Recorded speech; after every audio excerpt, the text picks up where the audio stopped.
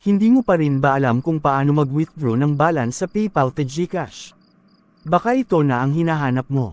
Sa video natin ngayon ituturo ko po kung paano mag-withdraw ng PayPal balance to GCash. Kaya kung interesado ka po sa videong ito, panoorin mo po ito ng buo hanggang dulo. Step 1, bubuksan mo ang iyong GCash app. Kailangang may GCash account ka muna bago mo magawa ang step na ito. Hanapin mo sa iyong mobile screen ang iyong GCash app. Pindutin mo ang app na ito upang ito ay mabuksan. As we can see, ang laman lamang ng aking GCash ay 1,723. Step 2, i-link ang iyong PayPal account sa iyong GCash. Pindutin mo ang profile sa baba. Pindutin ang My Link Accounts. Ito po ang lalabas. Pindutin mo ang PayPal dito. Lalabas ang link your GCash account. By linking your PayPal and GCash accounts, dapat you agree to the term and conditions. Kapag sigurado ka na sa gagawin mo, pindutin lamang ang link account. Automatic na dadalhin ka sa login to your PayPal account. Hihingin dito ang iyong email or mobile number na ginamit mo sa iyong PayPal. Then enter your PayPal password sa baba nito. Kapag okay na, pindutin ang login. PayPal account link ang complete. Ibig sabihin nakalink na ang iyong PayPal account sa GCash account mo. Pindutin ang okay sa baba nito. Step 3, mag-cash in via PayPal.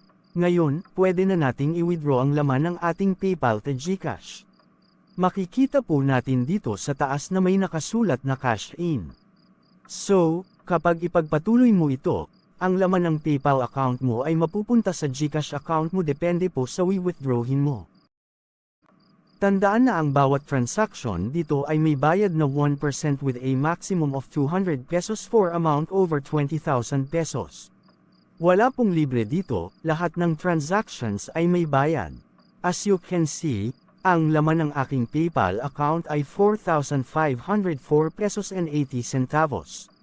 Kung mag-withdraw ka dito dapat hindi mo i-maximize ang PayPal balance mo dahil may babayaran ka pang transaction fee. Halimbawa po, ang aking PayPal balance ay 4,504 pesos and 80 centavos. Ang kukunin ko lamang dito ay depende lamang po. Mag-try and try lang po ako kung ilan ang pwede kong ma-withdraw dito.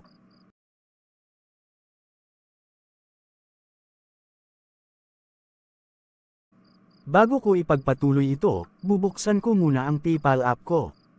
Tingnan mo po ang laman nito. Kung ano po yung nakita mo kanina, ito rin ang makikita mo rito dahil naka-login ka na po sa PayPal account mo through GCash. Hindi mo kailangang buksan pa ang PayPal app mo dahil nakapasok ka na mismo sa PayPal account mo.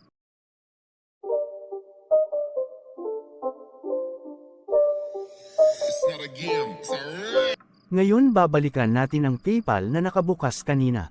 E-enter mo ang amount na gusto mong i-withdraw. Halimbawa po ganito, gusto kong ubusin lahat ng limit sa PayPal ko kaya susubukan ko kung ilan ang pwede kong ma-withdraw kasama na ang transaction fee ko. Ayaw nitong tanggapin ang 4,500.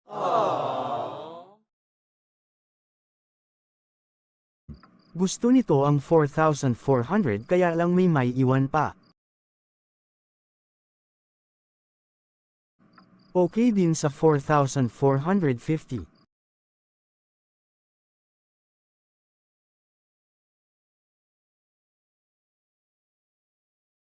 Last amount na pwede ay 4,460.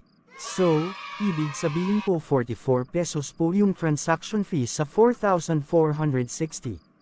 Total of 4,504 ang mababawa sa PayPal balance ko. Tandaan na ang transaction fee po nito ay depende po sa amount na i-transfer or i-withdraw natin. Kapag okay na, pindutin ang next sa baba nito. Cash in via PayPal. Pindutin ang proceed sa baba.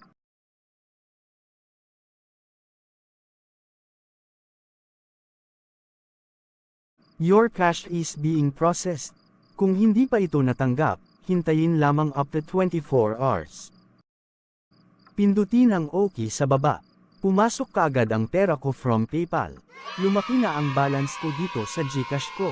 Tingnan nyo ang transaction ko. Pumasok po ang 4,460 pesos na cash in ko via PayPal. Napakadali lang po. 3 to 5 minutes lang po tapos na. Babalikan natin ang PayPal app ko. Ayan po, 20 centavos na lang ang balance ko.